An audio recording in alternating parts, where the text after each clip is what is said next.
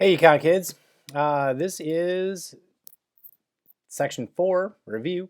We're dealing with income and expenditure at the beginning of this one. Um, Disposable income is where it starts. Remember, your disposable income is just simply your wages and government transfers minus your taxes. If you look at some of these things here, remember this section dealt with the multiplier. So remember, when we're talking about the multiplier, we're going to say, hey, whatever is spent, goes through the economy multiple times. So we want to make sure that you're saving a fraction of it, but you're spending the rest. We want to make sure we realize that how many times that gets kind of cycled through. So that money multiplier is the thing. People have that marginal propensity to save that little bit, and then at whatever they don't save, they're going to spend. So when you look at that one, your marginal propensity to consume plus your marginal propensity to save should equal 1, but then you can do all the math to figure out the rest of it. So as you look at how much you're going to save versus spend, that's your money multiplier at work. So there is a linear function here where it talked about like, hey, look, we can have Miss Contney spent $1,000 or whatever, and then it just goes right through the process, and we determine that that $1,000 is going to turn into $5,000 of total spending if it just continues to play out, because people are going to save a little bit, then spend someplace else, then save a little bit and spend someplace else. So it'll be interesting to see even when the government now is going to send us these stimulus checks to be able to kind of keep going, if you will, during this COVID-19 time. It'll be interesting to see, well, how much of that are people really going to save, and then how much are they going to spend? I would say most people probably are going to save more than they spend. Um, if they have money. If they don't have any money, obviously, then the people that were paycheck to paycheck need that cash. But people that had some money to save, this probably is gonna be like, ooh, I'm gonna save this money for later because who knows how long this is gonna last, or what am I gonna do with it? I'm not just gonna run out and buy something frivolous. I'm gonna save it for if times get really bad and I have to hit my savings account or something like that. So it'll be interesting to see how much this stimulus actually works in terms of propensity to save versus propensity to consume in keeping our economy going. We watched a little Econ USA here with the Great Depression and John Maynard Keynes. Always a good one to talk about Keynes, and Econ USA is always a good one too. Um, as you're looking at your deficit by years, that's not going to be on the test at all. Um, would any of this multiplier stuff be on the test? I don't know. I can't imagine it being on the test, not gonna lie. When you're talking about like the consumption function and things, I don't think that would be on the test at all. Um, we cover it because we want you to know, hey, this is what it looks like, or this is how, people are willing to spend their cash. But I don't know. The even this interest rate and spending, I don't think there's a ton there. There's a lot. I mean, again, you can have your notes ready. You can have your formulas out if you want. This, I could see this being on the test because usually the big question is on aggregate supply, aggregate demand, and then something happens to it. And they start kind of messing with it and saying, okay, something's going to shift. So you might be using this wealth effect or interest rate effect. Maybe know some of those as you're dealing with like a point on the line versus shifting of the whole line. That might be something that you want to review for sure. It's kind of the same as regular demand a little bit, expectations, wealth, capital or capital stock might be something you want to look at. Fiscal policy, monetary policy, make sure you know those. Again, this is just the intro part to it, but the fiscal policy is that where the federal government uses taxes and spending and transfers to be able to kind of adjust and make the economy go, or adjust and make the economy kind of cool down. Monetary policy is the Federal Reserve, where they use interest rates and the money supply to be able to do kind of the same thing, either a loose money policy or tight money policy, depending on what they need to happen, whether they want to increase or decrease aggregate demand. Remember, if the government, Fed, or Congress is going to do something, it's trying to move that aggregate demand curve. Moving aggregate supply, just not going to happen. So aggregate suppliers, those people, it's the supply of everything, right? And how much are you going to make? This is where you're dealing with costs. And when we talked about costs, we said, whoops, wages are sticky. So because wages are slow to rise when labor shortages happen, they're slow to fall during high unemployment times. Because those wages are sticky, our long run curve, aggregate supply curve, is going to look different than our short run curve. But overall, that's part of the reason why we have this upward sloping sort of a line, right? So when you look at supply, short run aggregate supply, we could see something kind of move that thing around. Commodity prices, it's got to be something big though. It's got to be like oil or steel or something that's going to affect a lot of products.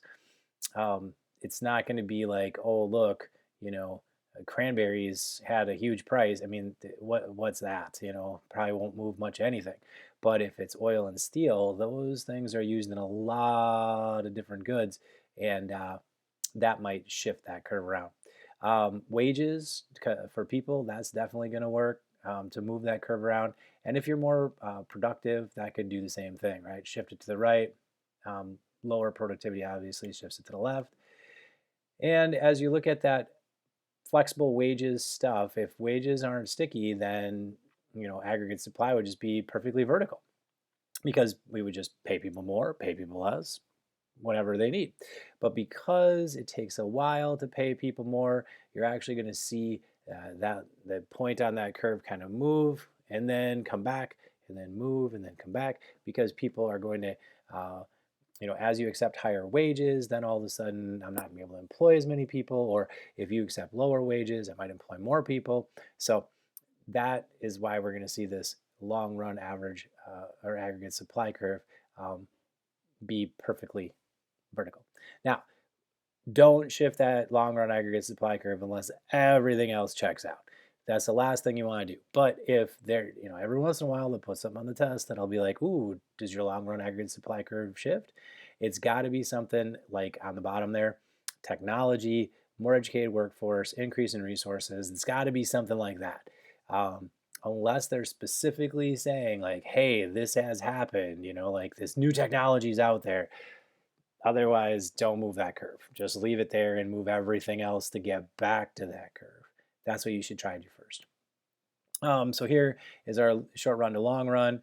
You can see there was our price first, then price increased. So what happened? Short run aggregate supply shifted left, because as prices were going up, or price level was going up, the people were demanding more in terms of wages. So yeah, we paid them more, but then we got rid of some people. And then we ended up back at that long run aggregate supply curve up here. Same thing could happen if we were over here. We could be like, oh, I'm gonna, if I can have lower wages, then I'd hire more people at those lower wages, and then all of a sudden my long run aggregate supply curve at that point would move down here.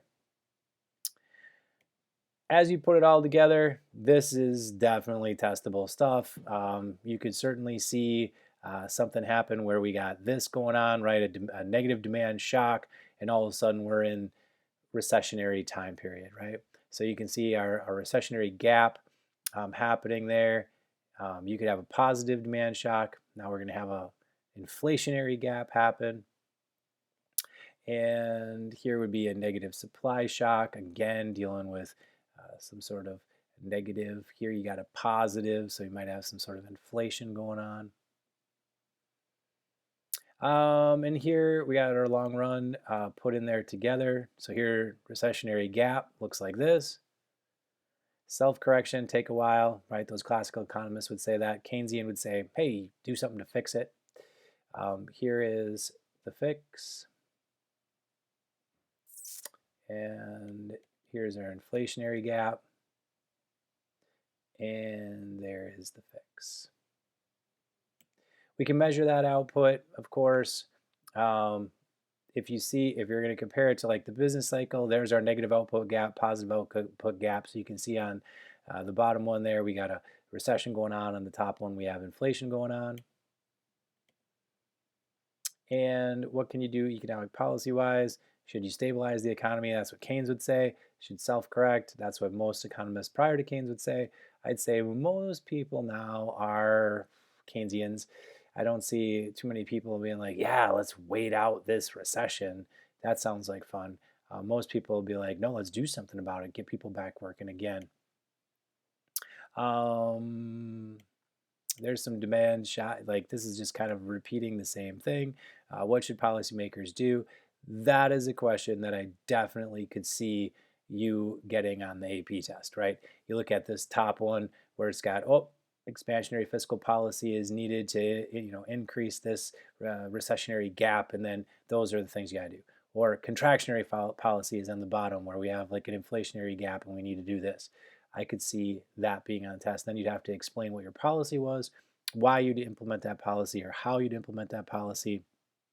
Maybe it would even ask you on the bottom where you can see here we got like our unemployment or something like that, how much this is and how you would fix it. You can use the multiplier there. That would be one thing that they might do and say, okay, well, if we really have a $10 billion gap here, if you might only need a multiplier, maybe the multiplier is 5 or something, and you only need to have $2 billion in spending to be able to get that multiplier out to get $10 billion of gap fixed. So there's ways that they can do stuff like that in your question, where the question is really about a policy, and then they can add something in about, a multiplier piece. So I can see something like that on the test for sure.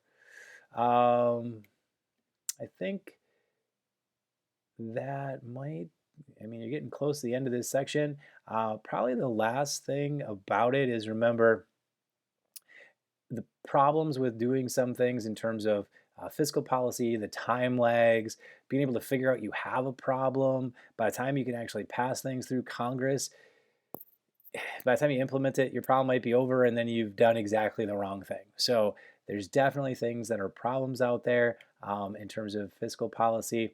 And as you're dealing with different types of things too, if the government is spending, that's one thing. That the multiplier works well. But when the government does something like decrease taxes, right? Then because that's your money and you're just decreasing how much they're taking from you, because you had that money and you were saving it anyway, that tax multiplier is going to be a little bit less. So remember, your tax multiplier always a little bit less than if you have your spending multiplier. So as you look at it, again, this section I would review. I'd go over it a bunch of times. I'd make sure I knew exactly what I was doing, because then you don't have to think about it when the test question happens. And then if there's little intricacies to the test question where you're like, okay, here's the big general idea. We got this problem. We got to use fiscal and monetary policy to fix it. And then all of a sudden, as part of the question, they're going to ask you something specific about, hey, here's the multiplier. How much do you need to do? And then you can say, oh, you know what? I'm going to go back to section 3, grab that multiplier, and then I'll just do the equation and figure it out. But if you don't know how to do the first part, then you're kind of stuck looking it up, and you don't want to have that happen when you only have a limited time to be able to answer these questions. So review this one. I think this is probably where I would go if I was the AP people, and good luck.